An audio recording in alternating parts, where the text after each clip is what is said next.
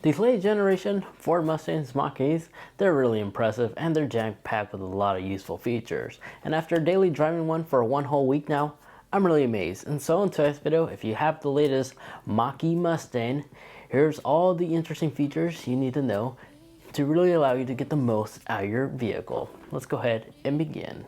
So a feature you have to be aware of is the capability to use your smartphone as your vehicle's key.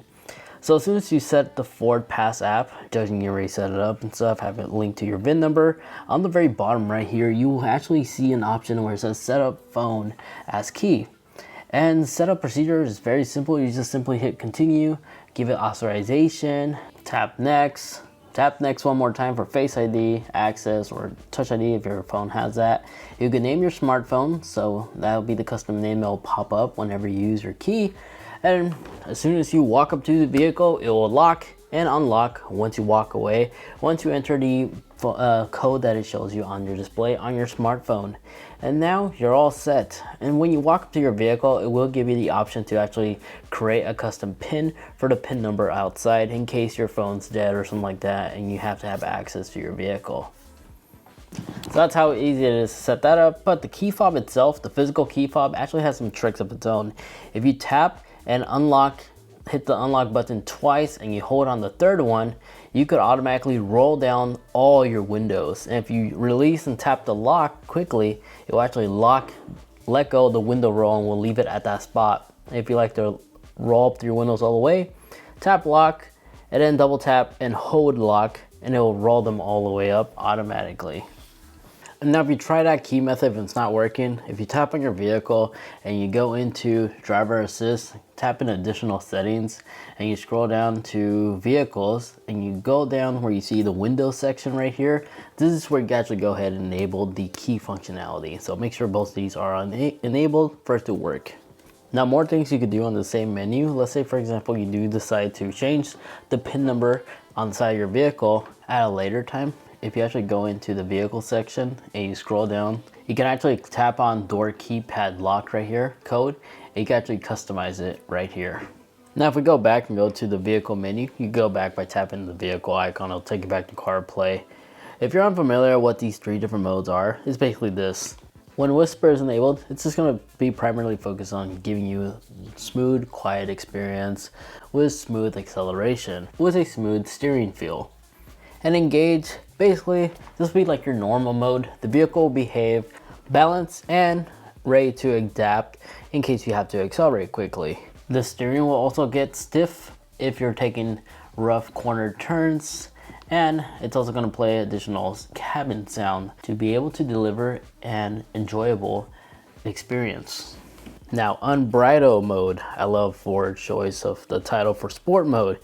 But in this mode, the accelerator is extremely responsive. The steering wheel is nice and firm. This will give you a very responsive vehicle, unlocking all its ponies. And down here, you have the capability to disable one pedal driving if you don't like that. And you can disable the sound.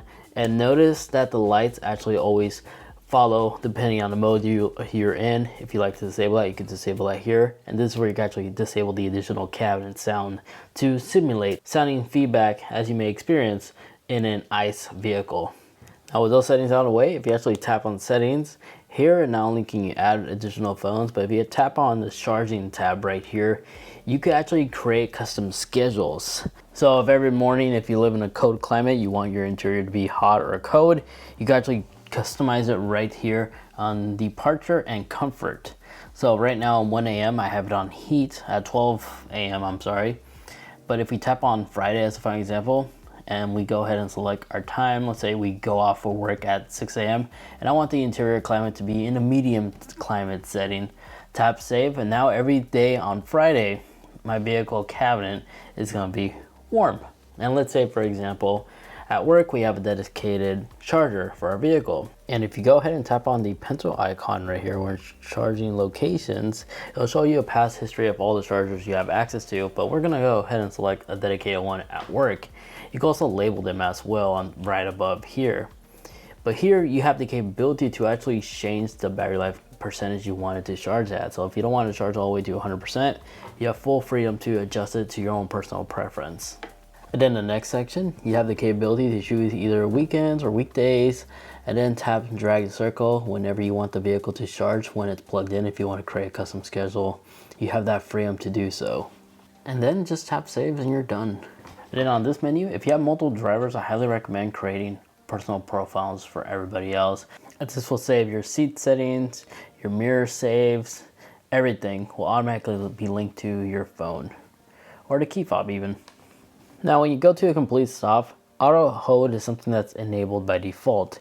If you don't like this, you can just tap on the Ford Mustang emblem right here on the top corner, go into vehicle assistance, tap on the additional vehicle settings, and right on the very top right here where it says auto hold, you could disable it right there.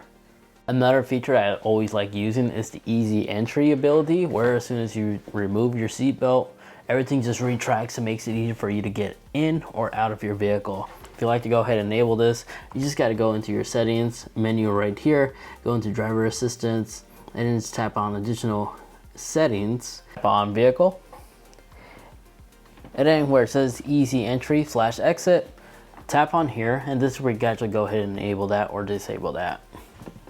Now in this menu, here you will actually find additional settings, starting off with the alarm setting. This is something that's overlooked a lot, the thing that I noticed. In the alarm section right here, if you have pets or something like that, you may want to disable the motion sensors.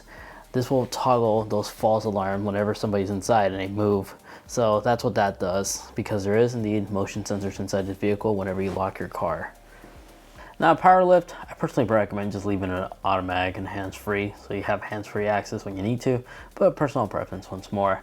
Now the lighting, however, the lighting is where things actually can get in depth. So auto high beams, personal preference, you can enable it here, or you could enable it or disable it on a column on your steering wheel. And then the welcome lights is basically whenever you walk up to your vehicle, the lights will automatically illuminate, as you see right here. And right below here where it says mirrors, this is where you actually enable or disable the auto fold function. Whenever you lock your car, they'll automatically fold in. If you don't like that, you can disable it right here in this menu. And if you don't like the brake check coach, you could disable the brake coach right here, as it can be annoying seeing the percentage that you could have generated by incorrectly slowing down. Now enough about here. If we actually go ahead and go into the ambient lighting, here is where you actually change the ambient lighting of your Ford interior lights. So it's kind of like RGB. You have the capability to adjust the brightness on a little brightness slider on the side over here, but you have access to these color choices to choose from. In addition to that, in the sound settings, my sound setting isn't popping up because I don't have audio playing. Give me a second. Okay, so now we have the sound icon popping up. I highly recommend at least being aware about this. So on the very bottom where it says speed compensated volume on low and high, adjust this audio, because as you accelerate, the audio will automatically adjust, so you can continue listening to your audio just fine even at those high rated speeds. So definitely do check this out. And then stereo surround, personal preference, and here's the tool that you'll use to balance your speakers if you wish. Aside from all that, those are the best settings you could adjust on your brand new Mach-e Mustang. And yes, even though this is the GT trim level, the software settings are very similar with other Mach-e models, so not much really. Aside from that, after daily driving this thing's an absolute beast. 0 to 60 in 3.5 seconds, an EPA range of 270 miles, and the handling and stuff handles really sharp, especially during those sharp turns, because it is an EV, all the weight's in the center, so it has a really good weight balance. But if you're curious how my overall review with the Mach-e is like, you can go ahead and check out that video over there. That's in the little corner right there, as I previously review it, but it was the standard one. But the only difference is it's just the quicker acceleration and the aggressive grille in the front. Everything else is pretty much identical to body style Mustang Mach-e. Aside from that, thank you so much for watching. If you learned something new, you know what to do. Greatly appreciate it if you could actually leave this video a like, as well as get subscribed, especially if you enjoy a lot of tech videos just like this. I also cover latest tech products like VR headsets, phone, and phone accessories, and etc. If you're into technology in general, highly recommend subscribing. Other than that, if you wish to watch more, check out this video over here, as that is now a previous video that I reviewed of another great EV vehicle, and that is the Kia EV6. And then that video over there, that's just a video YouTube's recommending specifically for you. Thank you so much for watching. Take care, and I'll catch you all in the next one. See ya.